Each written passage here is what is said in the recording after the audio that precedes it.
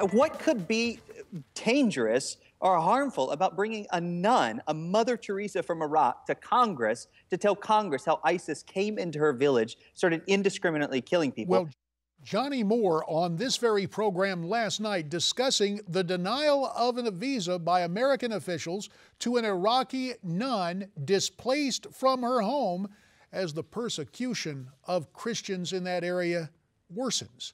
We're back now on Newsmax Prime. Sister Diana, scheduled to meet with officials in Washington to testify to the atrocities Christians face at the hands of ISIS. But the good sister has been denied a visa because the State Department fears she could overstay it and end up remaining in the United States. In bureaucratic speak, she's an IDP, internally displaced person.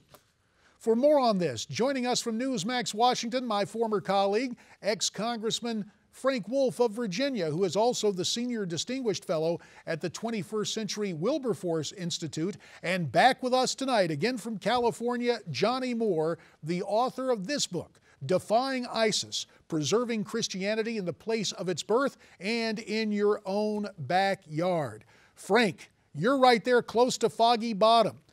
What does the State Department fear about Sister Diana?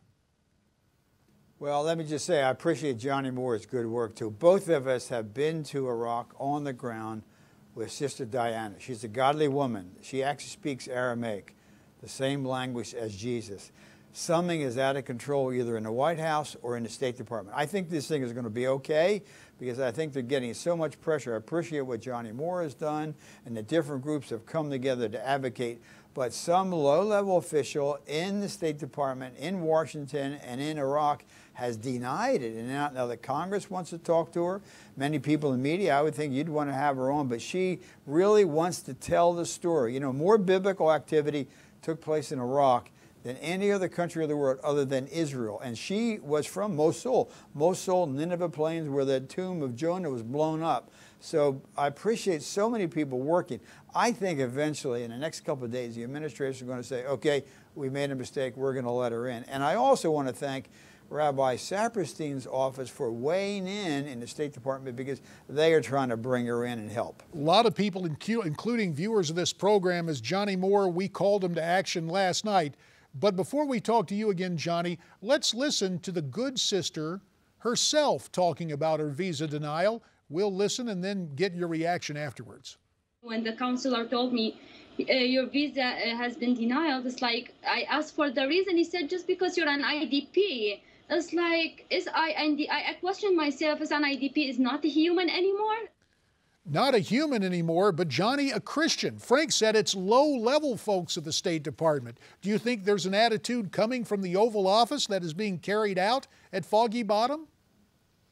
Well, I'll tell you, first of all, it's a privilege to be with Congressman Wolf talking about this subject. I mean, he is to me and to so many people that care about this issue a hero. And I think his experience, and by the way, my experience being involved in the issue for far fewer years than he has, is that this is an issue that has been escalating again and again and again. It's becoming more and more intense, and it's just not getting the attention of enough people. I mean, I remember standing in Capitol Hill with Congressman Wolf and Congresswoman Eshoo with a pledge of solidarity in May before ISIS moved into Mosul in June and then finished the deal in August. And we were all screaming. We were screaming all over Washington, D.C., screaming all over Capitol Hill. I mean, all over the world, in fact. This is coming. This is coming. This is coming. And it came. And now, Sister Diana, she wasn't displaced once. She was displaced twice. She was run out of two cities, one of which is Mosul, the city that had thousands and thousands of Christians for many, many centuries.